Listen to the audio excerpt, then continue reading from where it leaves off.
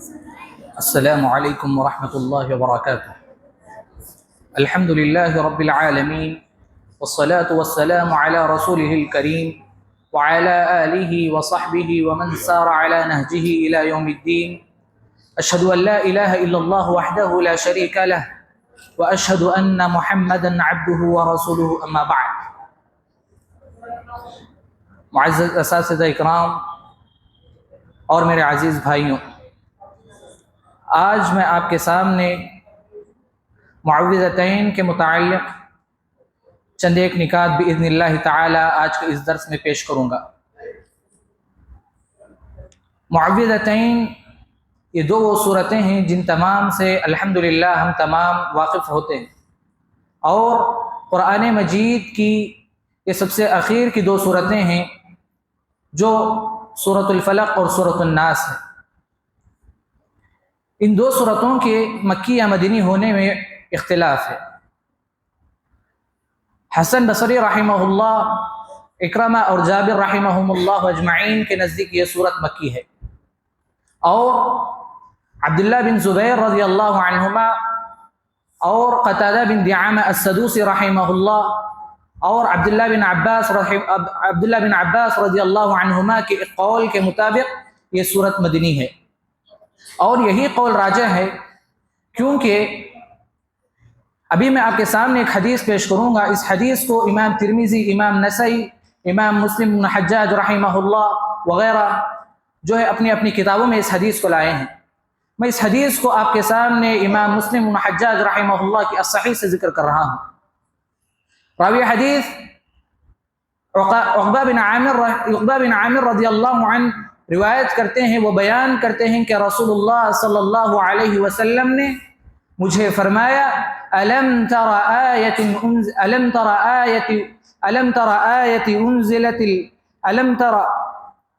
انزلت الليلة فلم يرى مثلهن قط۔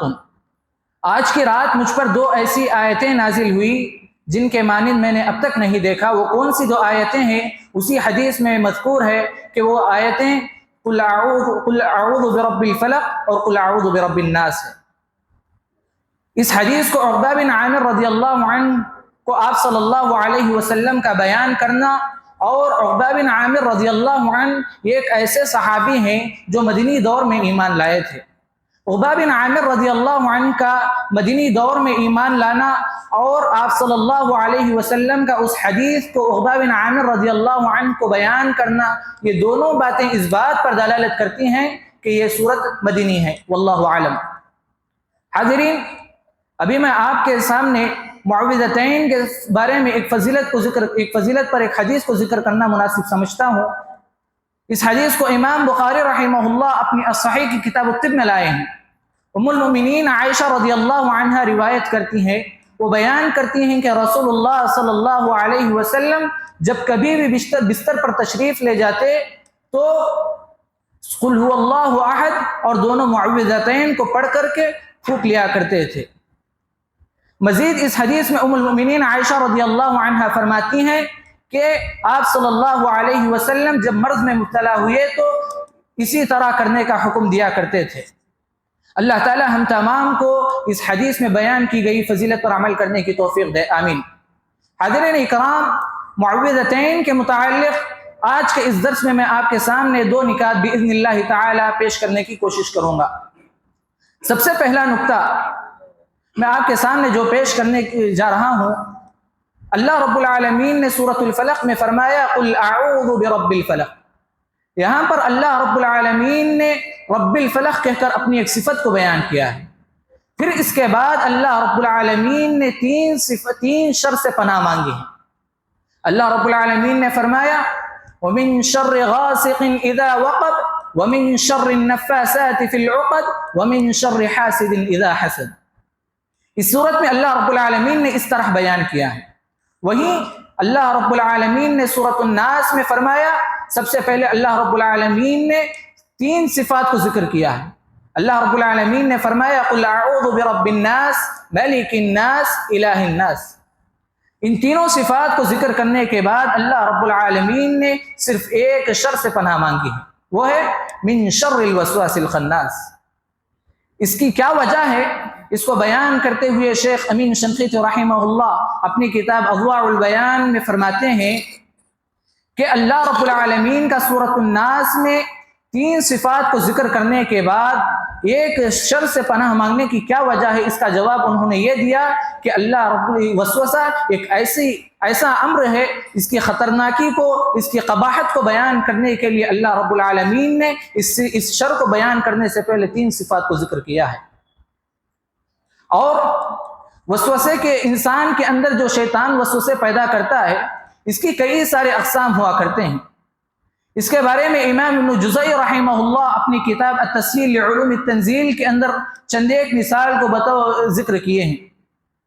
سب سے پہلے انسان کو شیطان وسوسوں میں مبتلا کرنے کے لیے اس کے عبادات میں خلل پیدا کرواتا ہے، اور عبادات میں خلل پیدا کرنے کے بعد انسان کے عقائد میں شکوک و شبہات پیدا کرواتا ہے۔ اگر انسان الحمدللہ یہاں کامیاب ہو جائے، اگر شیطان کے شر میں نہ پھنسے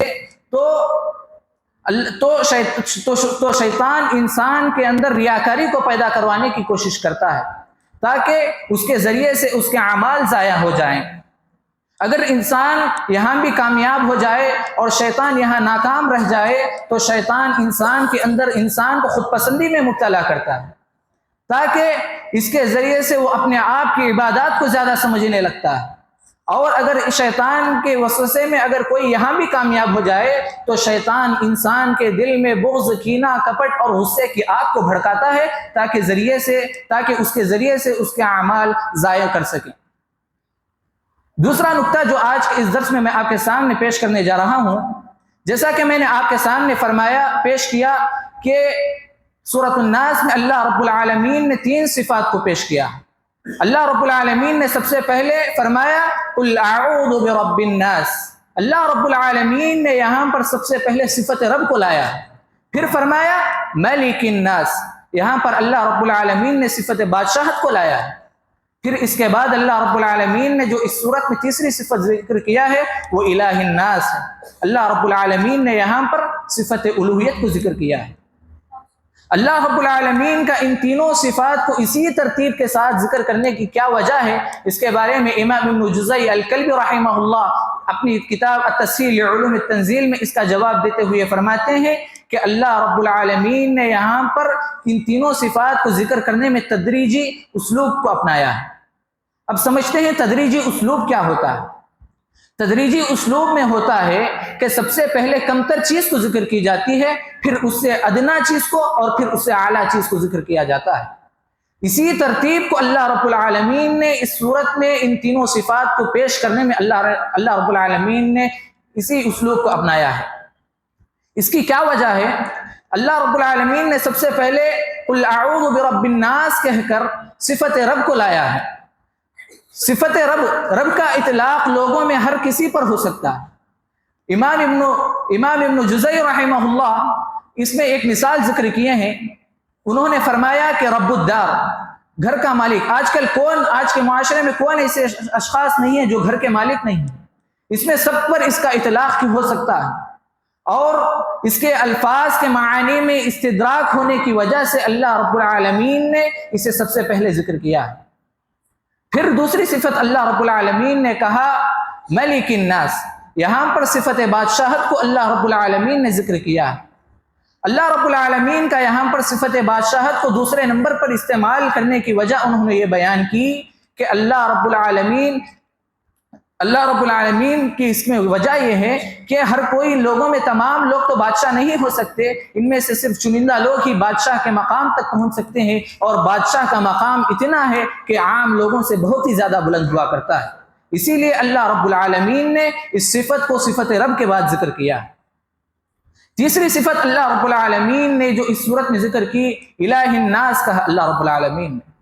یہاں پر اللہ رب العالمین نے الہ الناس کہہ کر صفت الوہیت کو لایا ہے، اور ہم تمام الحمدللہ یہ بات جانتے ہیں کہ اللہ رب العالمین کے سوا اس پوری کائنات، پورے عالم، ہر جگہ میں کوئی اس کے علاوہ کوئی معبود برحق نہیں ہے، اس جیسا کوئی نہیں ہے، اور کوئی بادشاہ یہ دعویٰ بھی نہیں کر سکتا کہ وہ الہ ہے۔ اس لیے اللہ رب العالمین نے اس کو سب سے اعلیٰ مقام پر ذکر کیا ہے۔ حاضرین اکرام، یہ چند نکات میں آج آپ کے سامنے اس درس میں پیش کیا ہوں۔ انشاءاللہ میرا آئندہ درس میں اسی کے بارے میں چند اور دیگر تفصیلاتی معلومات کو میں باذن اللہ تعالیٰ پیش کرنے کی کوشش کروں گا۔ الہ العالمین سے دعا ہے کہ اللہ تعالیٰ ہم تمام کو قرآن مجید کو سمجھنے کی صحیح فہم عطا کرے، اور اللہ تعالیٰ ہم تمام کو اپنے والدین کے لیے ذخیرہ آخرت بنائے۔ آمین۔ تقبل یا رب العالمین۔ والسلام علیکم ورحمۃ اللہ وبرکاتہ۔